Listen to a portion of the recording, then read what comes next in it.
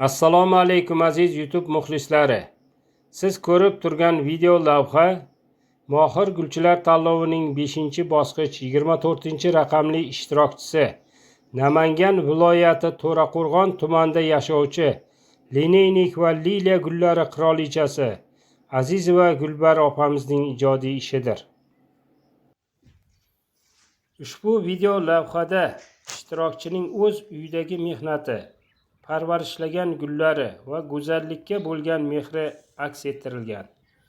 Sizdan so'raydiganimiz, lavhani ko'ring, bahramand bo'ling va munosib baho bering.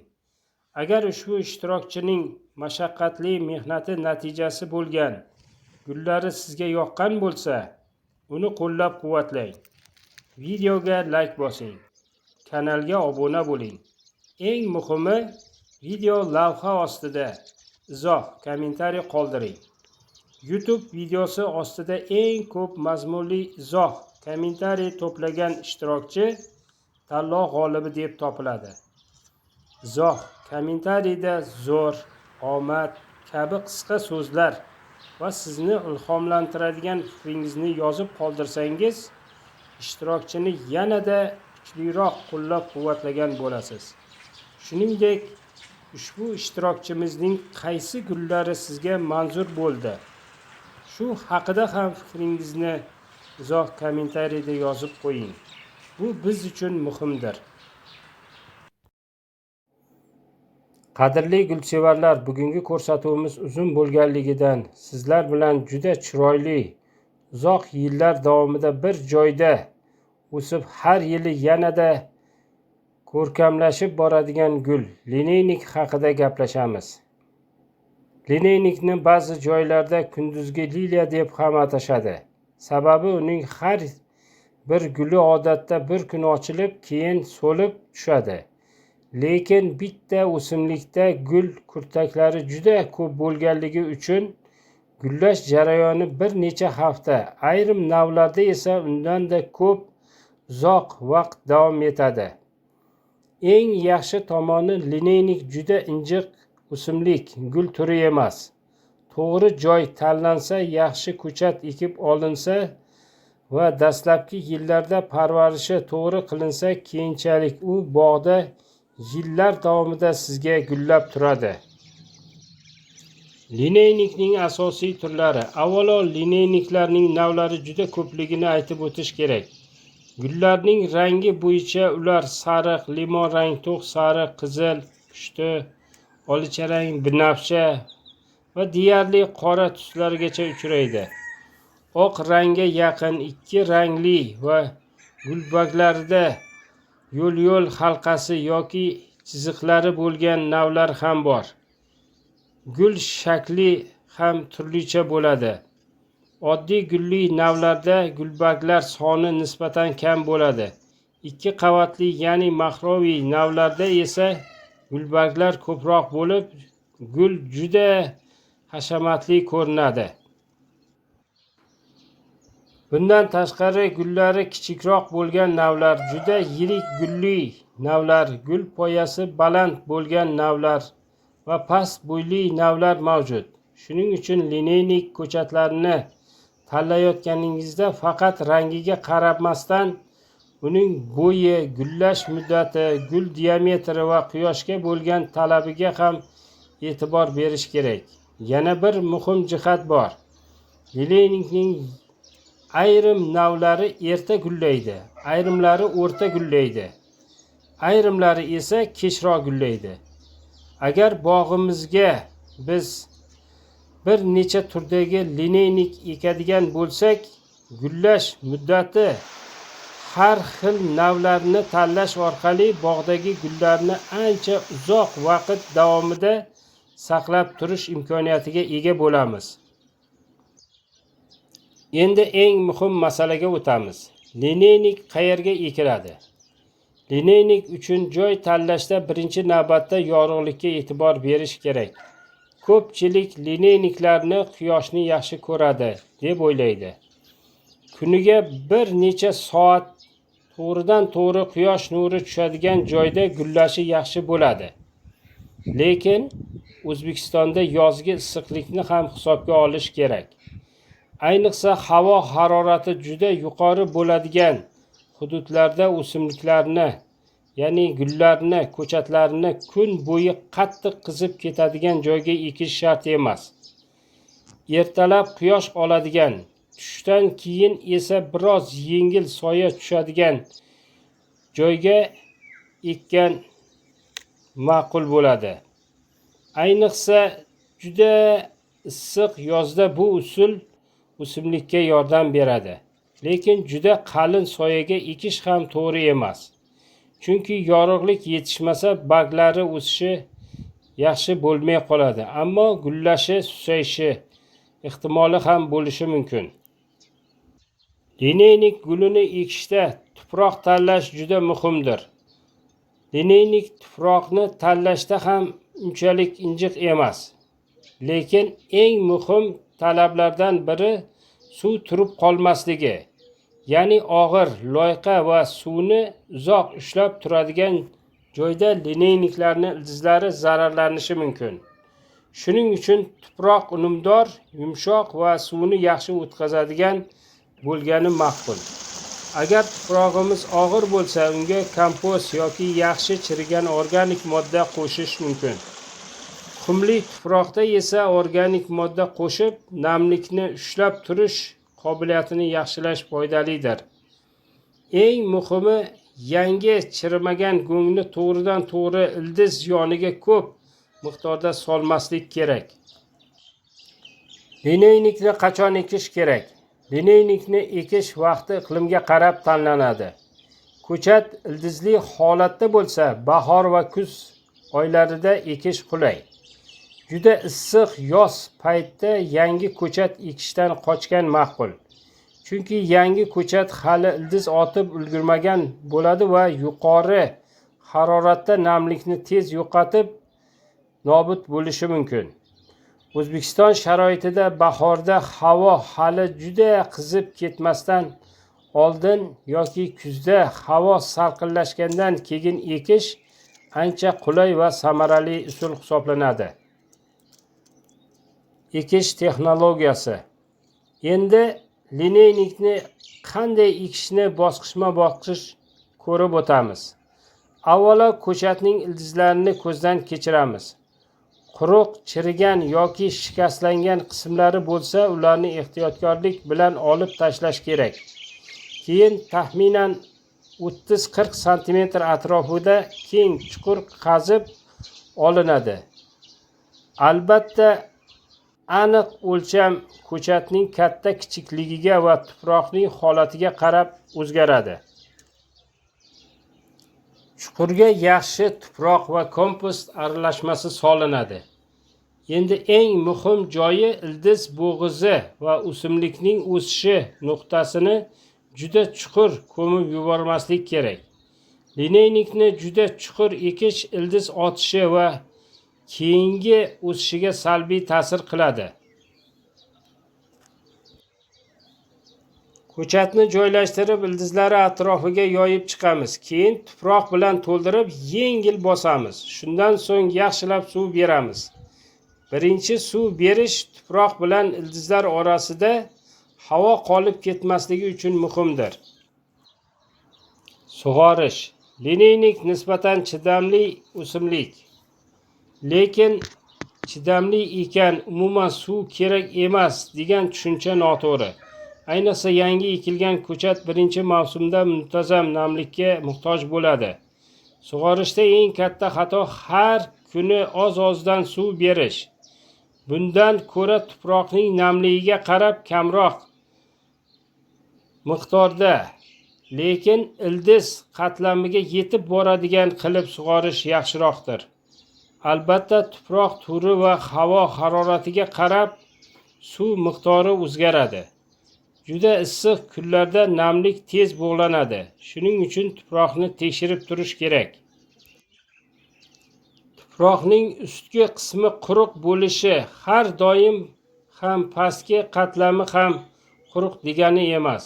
Shuning uchun barmoq bilan yoki kichik asbob bilan tuproqning namligini tekshirish foydali hisoblanadi. Lineynik atrofiga mulcha solish ham yaxshi usul. Mulcha sifatida kompost, maydalangan daraxt po'sti, somon yoki boshqa mos organik materiallardan foydalanish mumkin. Mulcha tuproq namligini saqlashga, yozda tuproqning haddan tashqari qizib ketishini kamaytirishga va begona o'tlarning o'sishini cheklashga yordam beradi.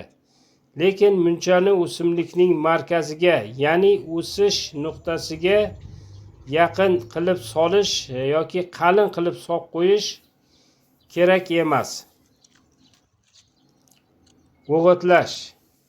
Lineynik yaxshi o'sishi uchun oziqa moddalar kerak bo'ladi. Ammo ko'p o'g'it solish har doim ham ko'p gul degani emas. Ayniqsa azotli o'g'itlarni haddan tashqari ko'p berish natijasida barglar juda ko'payib, gullash susayishi mumkin. Shuning uchun muvozanatli o'g'itlash kerak. Bahorda o'simlik o'sishi boshlanganda yengil kompleks o'g'it berish mumkin.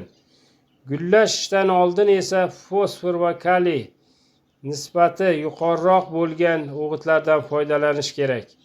Lekin aniq me'yor o'g'itlarning tarkibiga qarab belgilanadi. Shuning uchun o'g'it qutisida ko'rsatilgan me'yordan ortiqcha ishlatish kerak emas. Gullagandan keyin nima qilinadi? Lineynik gullab bo'lgandan keyin ham parvarishni to'xtatmaymiz.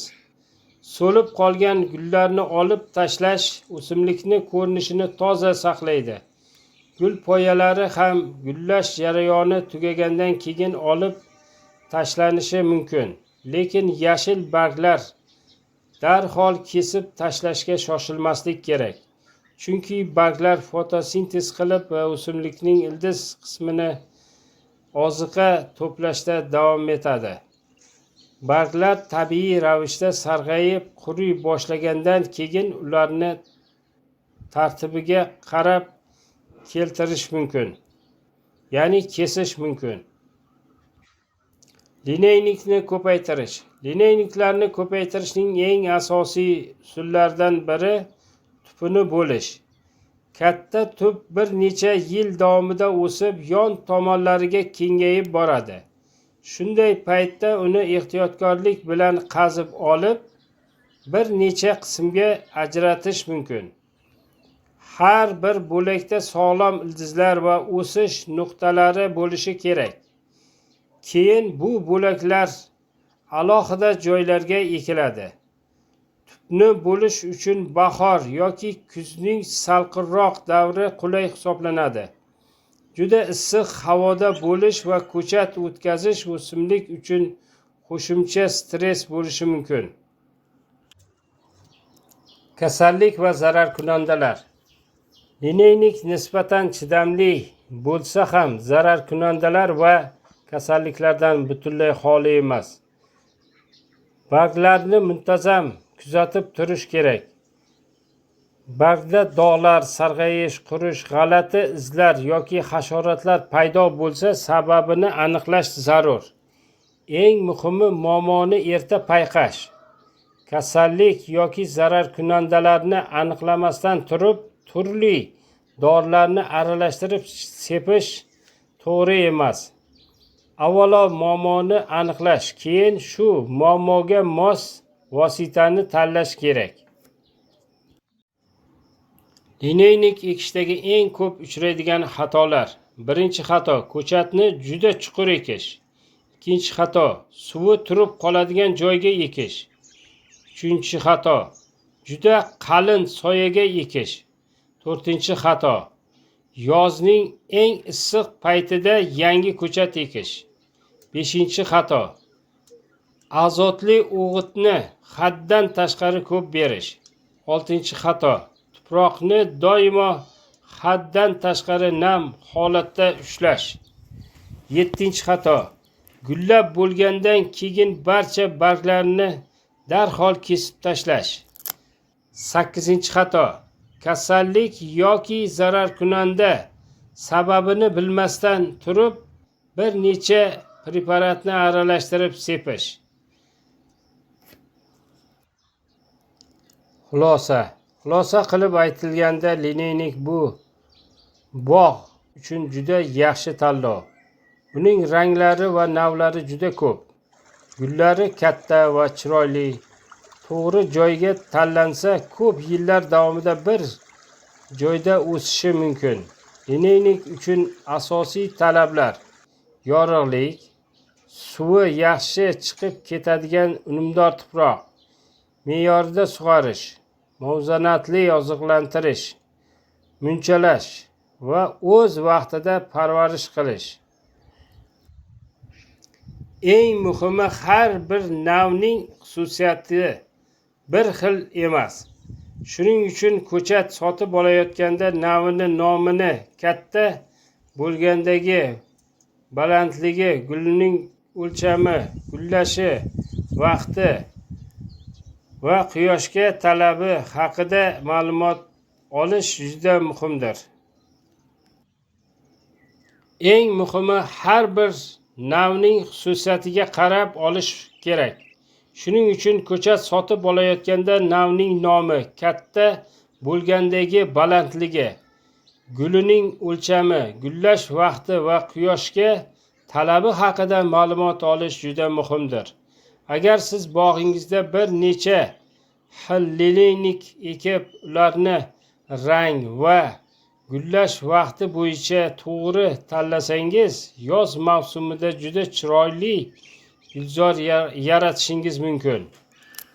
Do'stlar, agar sizga lineynik haqida bu ma'lumotlar foydali bo'lgan bo'lsa, videoga like bosishni va kanalga obuna bo'lishni unutmang.